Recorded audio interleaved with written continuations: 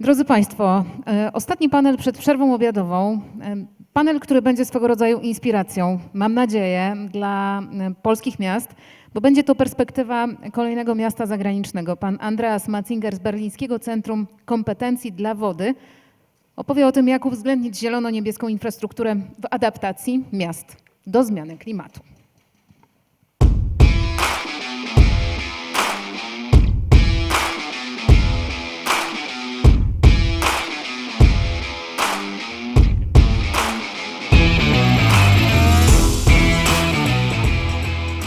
Okay, thank you very much for your introduction. Thank you very much for having me.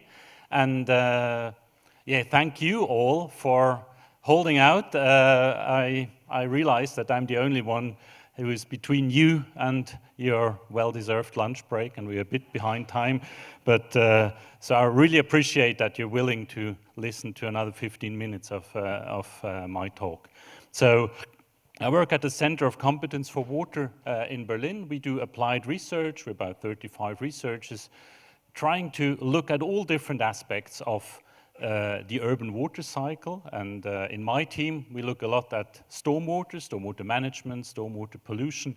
And I would like to show you a few aspects of our work today, and I hope that some of the aspects are interesting to you. Starting with the issue, I would really start with a local water balance. If we have rain coming down onto a forest or a park, most of it is actually taken up by plants and evaporated, 75% in Berlin, and about 1/4 of the annual rainwater is infiltrating to the groundwater, and nearly no surface runoff is observed. If we now add a city to the whole thing, this changes dramatically. We now have a very high runoff. I'm sorry that these graphs are in German. We have a very high runoff of 60% at the expense of evaporation. So groundwater recharge doesn't change that much. And this has a severe impact on extreme events in cities, particularly if we take the city and add global warming, as was mentioned by several speakers today. We get different issues that are worsened. We have, if we have a lot of rain, we have a severe pollution of surface waters. It can lead to flooding. We've seen that before. But by directing all the water out of the city, we also lack evaporative cooling, and that's why we have the urban heat islands. You can also put this into pictures, and as has been mentioned by several of the super examples that we've seen from the different cities I find hard to pronounce, like Plotzk, and I won't go any further because it will be embarrassing.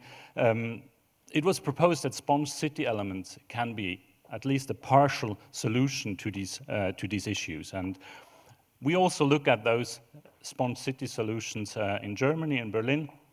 We look at them in a very broad scope, including blue-green infrastructures as vegetated roofs or infiltration systems, but also gray infrastructures. Like here you see, for example, the cistern that is in place in the Olympic Stadium in Berlin, collecting all the water from the roof for irrigation.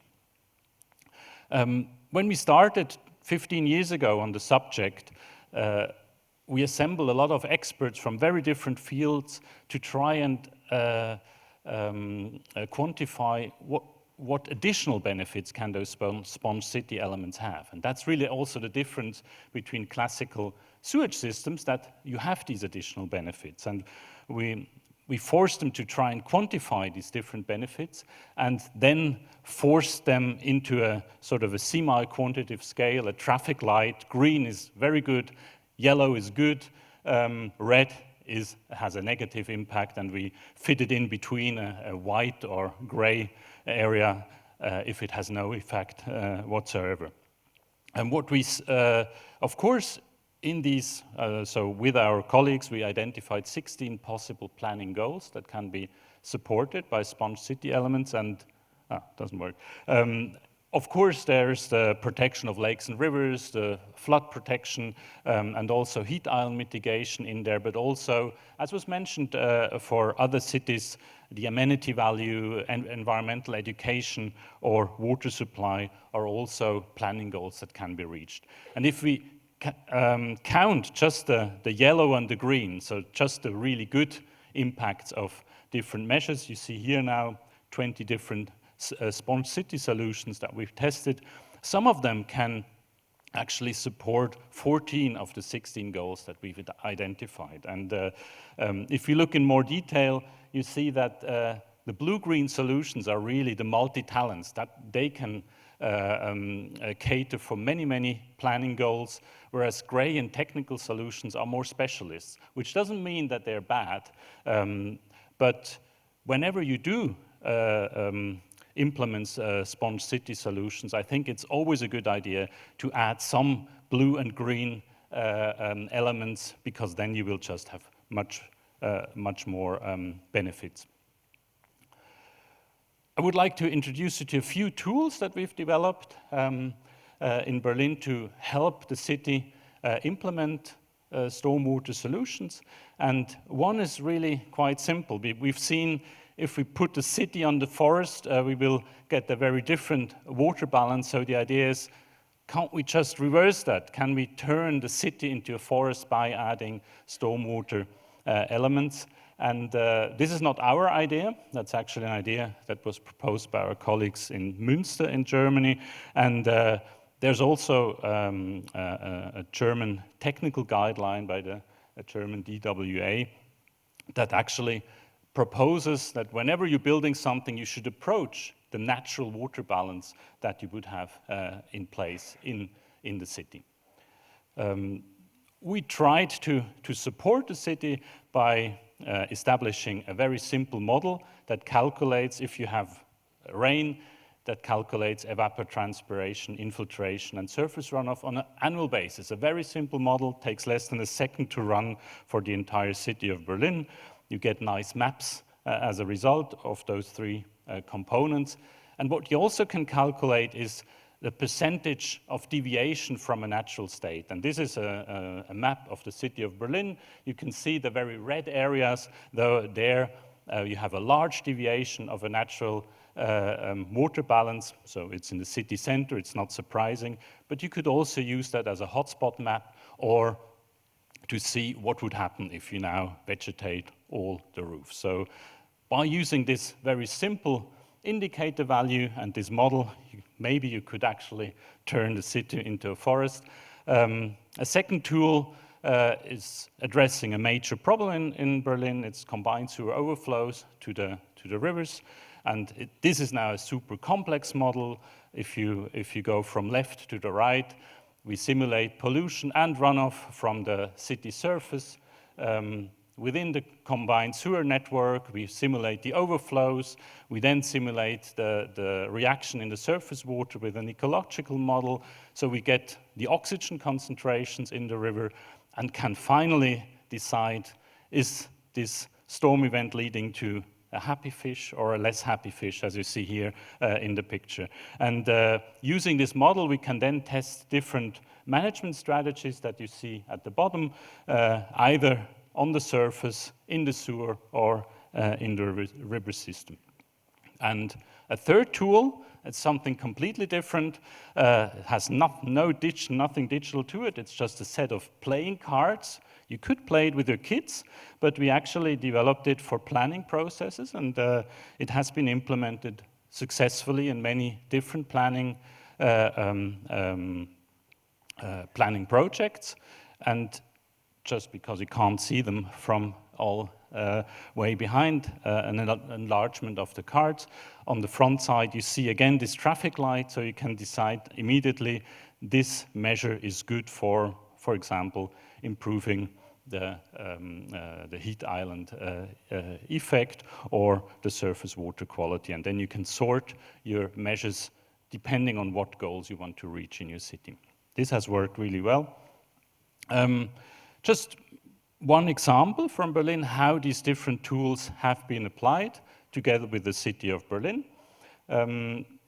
the issue I mentioned, combined sewer overflows, every year you get these newspaper articles because the Berlin channels are full of dead fish after heavy stormwater events, and so how to tackle this enormous problem.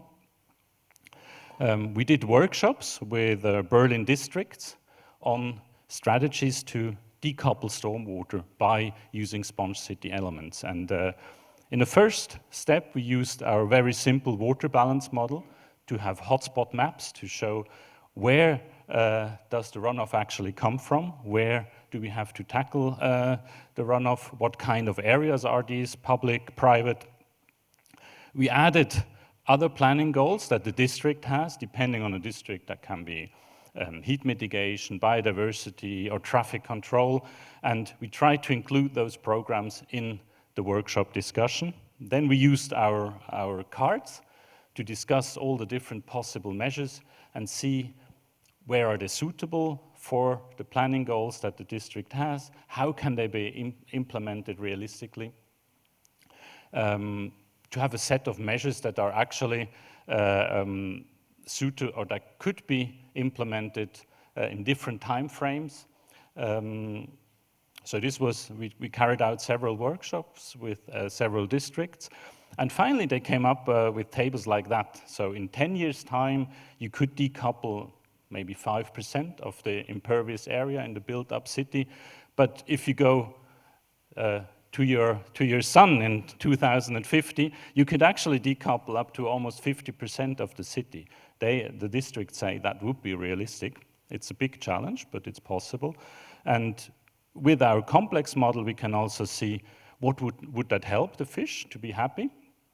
And we see here the map with a not so happy fish shows the river systems of Berlin. So it's like a map of Berlin, and all that is in color are the rivers. And the red parts have seen more than 300 hours of fish critical situations in the past 10 years.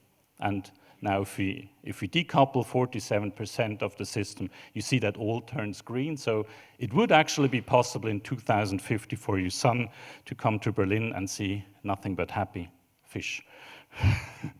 And the next step is now to consider these realistic measures that have been identified by the districts in the general drainage plan of Berlin that's just newly done, so that whenever they replan a city quarter or a housing project or a road, that they can also always use that information to use the best suitable measures and to actually think of the measures they should use.